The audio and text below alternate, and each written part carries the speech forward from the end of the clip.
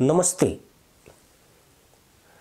Syria में ईरानी दूतावास पर अटैक करके इजराइल ने मिडिल ईस्ट में युद्ध की आशंका को काफी बढ़ा दिया है, जबकि पहले से ही गाजा पट्टी में पिछले 6 महीने से हमास के खिलाफ लड़ाई जारी है।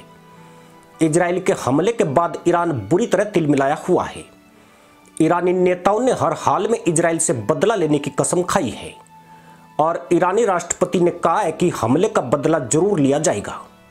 वहीं अमेरिकी खुफिया एजेंसी CIA ने इजराइल को चेतावनी दी है कि सीरिया के ईरानी वाणिज्य दूतावास को नष्ट करने वाले इजरायली हवाई हमले के जवाब में ईरान 48 घंटों के भीतर एक बड़ा सैन्य अभियान शुरू कर सकता है।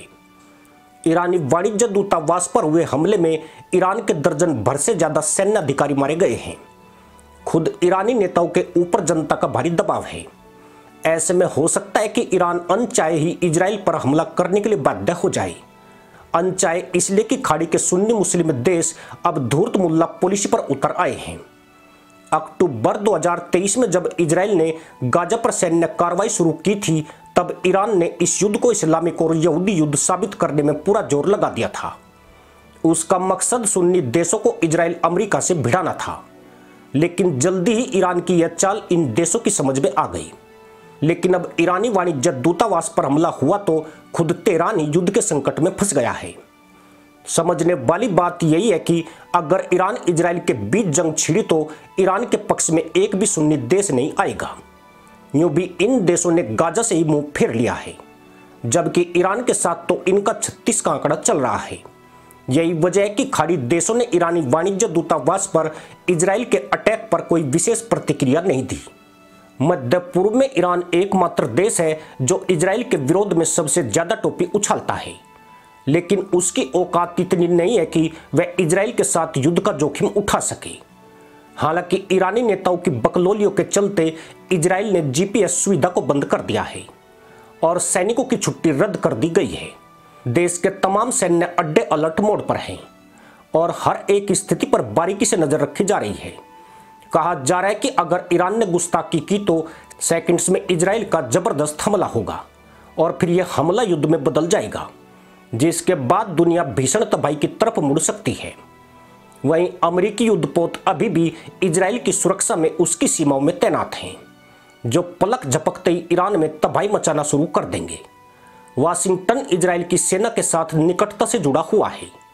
अमेरिका इजराइल का खास सहयोगी और हथियारों का आपूर्ति करता है, जो इजराइल को लगभग 70% हथियार और उसके रक्षा बजट में 15% का जिम्मेदार है। बाइडेन प्रशासन ने ईरानी हमले की आशंका के चलते 2 दिन पहले ही 1000 बम के गोले इजराइल को देने का फैसला किया है। इजराइल ने ईरान को कई बार हमेशा घर में घुसकर मारा है। हर दफा ईरानी नेताओं ने मुल्लाई बकलोली की है, लेकिन वो सीधे इजराइल से पंगा लेने की हिम्मत नहीं जुटा सके।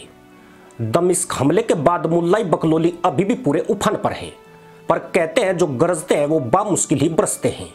अगर बरसते हैं तो छींटे गिराकर चल बनते हैं। ईरान को एहसास है कि इजराइल पर उसके हमले का अंजाम तेहरान की बर्बादी के रूप में सामने आ सकता है। ईरान के मित्र देशों में चीन और रूस की गिनती होती है, लेकिन जब तक इजराइल के समर्थन में अमेरिका खड़ा है, तब तक ईरान को इन देशों से मदद की संभावना तुच्छ है। ऐसे में ईरान कितनी भी बकलोली कर ले, मगर प्रत्यक्ष तौर पर इजराइल से भिड़ने की कोई गुंजाइश नहीं है। उधर मिडिल ईस्ट में कई इस्लामिक देश हैं जो अभी तक इस उम्मीद में बैठे हैं कि ईरान इजराइल के बीच लड़ाई की शुरुआत हो। ईरान की कीमत पर ही संयुक्त अरब अमीरात, सऊदी अरब और बहरीन ने इजराइल से रिश्ते सामान्य करने की कोशिशें जारी रखी है। इसलिए ईरान की बड़ी समस्या यह भी है कि एक भी इस्लामिक देश उसके पक्ष में नहीं है। उल्टे यह देश ईरान को बर्बाद करवाने में अमेरिका और इजराइल की मदद कर सकते हैं। ईरान की पुरानी आदत है कि वह भोगता बहुत है पर काटता बिल्कुल नहीं है। यह आदत सिर्फ ईरान की नहीं, दुनिया के तमाम मुस्लिम देश इसी मुल्लाई बकलोली पर चलते हैं। गाजा में इजराइल की कार्रवाई के बाद इन मुल्ला देशों की मुल्लाबाजी पूरी दुनिया देख चुकी है और ईरान इनसे कुछ अलग नहीं है। ईरान अपनी मुल्ला गर्दी दिखाने के लिए एक हवा उत्पन्न कर रहा है। ऐसे संकेत भी दिए जा रहे हैं कि इजराइल को निशाना बनाने के लिए उसकी मिसाइल और ड्रोन तैयार है, पर बहुत संभव है कि ये मिसाइल ड्रोन इसी स्थिति में रहेंगे या फिर चलाए गए तो इजराइल में ऐसी जगह पर जाकर गिरेंगे जहां मच्छर तक नहीं मिलेंगे। वैसे इससे ज़्यादा औकात मुस्लिम देशों की होती भी नहीं है, वो चाहे ईरान हो या फिर पाकिस्तान। इसी के साथ अनुमति दोस्तों, जय हिंद, वंदे मातरम।